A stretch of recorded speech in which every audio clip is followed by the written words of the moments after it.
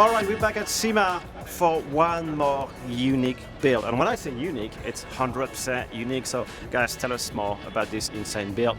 All right, this is current LA's 1965 Iso Rivolta. So what's an Iso Rivolta? That's what we said when we when we first saw the car. So there was, I'm going to get the story kind of wrong probably. There's a guy who used to work for Ferrari, Pizzerini, those kinds of companies, wanted to build an Italian GT car but didn't want to build an engine. Ferrari's all about the motors. So he built this beautiful car with Corvette running gear back in the 60s. So it was a Chevy 350 or a 327 and a 327, 340 horse, Borg-Warner 4-speed transmission, native to this car. So that's what actually came in this car as original running gear. Does it mean it's the most reliable Italian car? We drove it back from Arizona to LA and AutoZone. We rebuilt the carburetor on the side of the road with AutoZone stuff just to get it to the shop so we could electrify. All right. Awesome car. It became like a personal favorite on that drive. It really is a sweet car. I had never heard of Iso as an automotive company until we physically laid eyes on this car. We got in it, drove it from Arizona to LA, and had the time of our lives driving over. It's a great car, handled good, Corvette running gear, so we knew all about the drivetrain, so it was pretty good.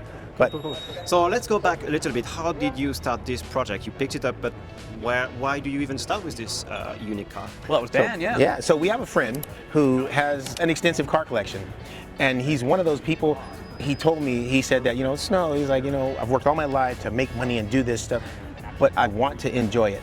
And his thing is he likes cars. So he has an extensive car collection, and he took a 356 Speedster, made it electric. Took a 1966 Jaguar E-Type, made it electric. He found this, and he's like, I want to make it electric. So we at Current took the car, stripped it down to bare metal, and realized there was a lot of challenges with this vehicle. When you mean challenges, you mean rust? Yeah. So, not just rust. What did he tell us? We were lucky that we made it back because we were talking about how well this car handles, how flat the thing corners and everything. We get back a couple weeks later, you guys could have died. So there was nothing left holding the suspension together. Not the bolts are missing, the mounts were gone. One bolt on one mount held the rear end together in this car, and we were driving it 65 all the way across. Okay, maybe a little bit more than 65.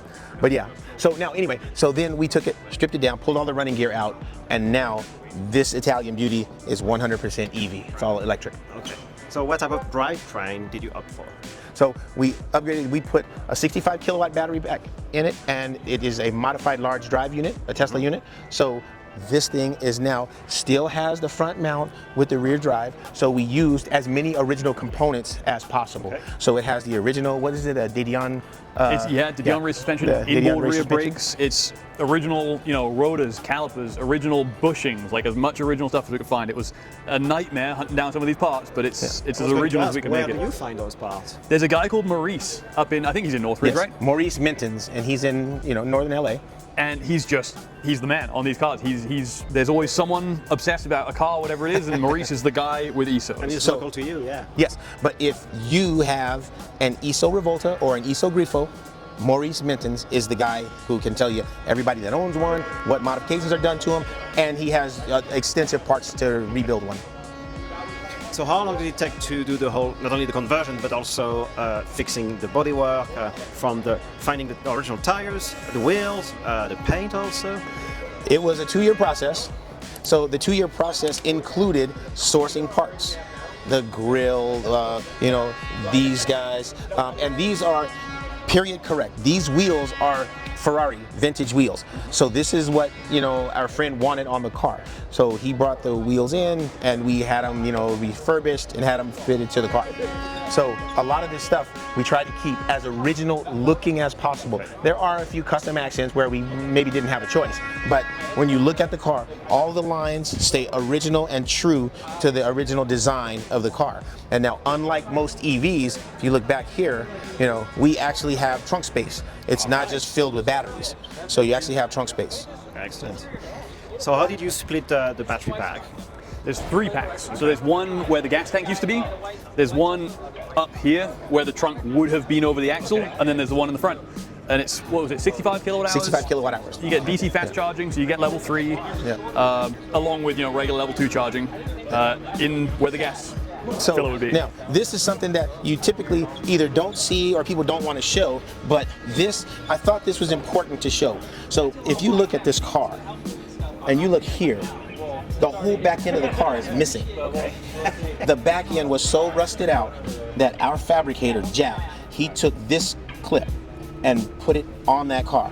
So this is an original Iso clip, but not original to the car. So we had that replaced, and then you can see here the car was taken down to bare metal, and this is the finished painted car before we reassembled it and made it an EV. And the color is just So It's fantastic. Was it 415? Corso Red. From Ferrari? Ferrari. This is Ferrari Racing Red is what it's typically called. Yeah. Ferrari Racing Red. The actual color is called Corso Red. Also red. Excellent, Yeah. excellent. So let's talk about performance and how it handles, including the weight distribution, how you managed to make it as good or even better than it was. Yes. So that's one of the things that we like to do, and that's what the beauty of splitting the battery pack is. We measure the car at all four corners, and then we replicate that or make the balance better. So right now, this car is balanced at almost 50%, 50 forward, 50 aft. So that's part of putting two of the packs back here, one up front, along with the motor. And then with that motor, one of the things that, kind of a standard, right, is we use a Torque Trends gearbox pretty much anywhere we can. Okay. It's a proven product, and it's a good company. So we use a lot of Torque Trends.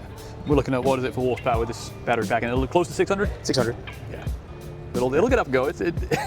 So this car It's went motivated. from what 150 horsepower or whatever it was. 340? To, it was 340. 340? It was a Chevy. That's right. It was Chevy running it. So it was 340 horsepower to 600 plus. Yeah. So I think my favorite thing about the whole interior would be the gauges. So these are the original gauges, but they've been rebuilt with different internals, so they're all CAN bus driven, and they have the information's different, right? Because it's an electric motor. So you got battery temperature where you would have had oil temperature, and state of charge, amp draw. This one right here is how hot you want your AC. So you'll turn the dial down here. You set the temperature to 70. That gauge will tell you it's 70. There's full high voltage air conditioning and heat in it that you can set to auto or manual. Nice. And they're still all in Italian. Yeah. That's awesome. Yeah, batteria. So these are the original switches and switch panel, but these aren't the functions that they used to have. So the headlights, fog lights, everything else, and then AC auto is not something you would have had in 1965. And then the shifter, this is, I think, Dan's favorite bit of the car is the shifter, and it's pretty sweet. Park, reverse, neutral, drive, the normal stuff, and then you have your drive modes on here. Yeah. So if you have eco mode or full-on 600 horsepower mode, yeah, all on there. And everything here is super tactile and And nice. don't forget the wheel. That is a work of art, that steering wheel. It's the original wheel recovered, and you would have had originally, I believe, one horn on this and another horn on this. So you got the please get out of my way, and then the really get out of my way. That's awesome. Very Italian. And obviously the whole interior has been retrimmed with Yes. Originally it was black, and this is the color Dan wanted, and it fit with the original Iso color scheme. Okay. This was one of the colors. Excellent. And I wasn't into it till I saw the whole thing finished. Like, oh yeah, it kind of was. It's too much, too rich. It's too, and then you see the whole car. It's like, oh yeah, it's. And you have this fantastic Bellissimo. wood grain. Yeah. Yes. That's a proper wood veneer. That's an actual. I think there's one more upgrade you guys brought. Obviously, this has been done in America, so you needed the couple. That's the original. You gotta be able to fit your 64-ounce big gulp in there. All right. And the radio is also 60s looking. Yeah, this would have been the. We all thought this was strange, but this would have been the stock location. So, if your passenger wants to listen to classical music, that's what you listen to, I guess. Yeah, and that is a modern Bluetooth radio in cheap clothing. Cheap clothing. Yeah. It's surprisingly big inside. I mean, Really you two is. guys I mean, are it's- quite tall, and Yeah. there's still plenty of room. It's supposedly a 4-seater. You'd be cramped on there for a long drive, but you could pick people up from the airport in it, no problem at all. Okay. Yeah. Cool stuff. So, what modules did you guys use? Right. So these are VDA modules, and they were supplied by a company called EcoPower. So this pack is designed to give you super high current to support a Tesla large drive unit. So should be one of the best performing cars out there. And how do you package those modules and the cooling system? Is it all done in-house? Yeah. So there's the 3 packs of modules with chill plates between them and a thermal transfer material. It's all actively cooled. There's temperature sensing in every one of these. So even if it would start to get too hot for whatever reason, the car would derate power and you get warnings. So it's It's a fully realized product, I guess you call it. Yeah, built-in protections. Guys, if you like what you saw today, let us know in the comments below. Give us a thumbs up, and guys, we'll see you in the next one.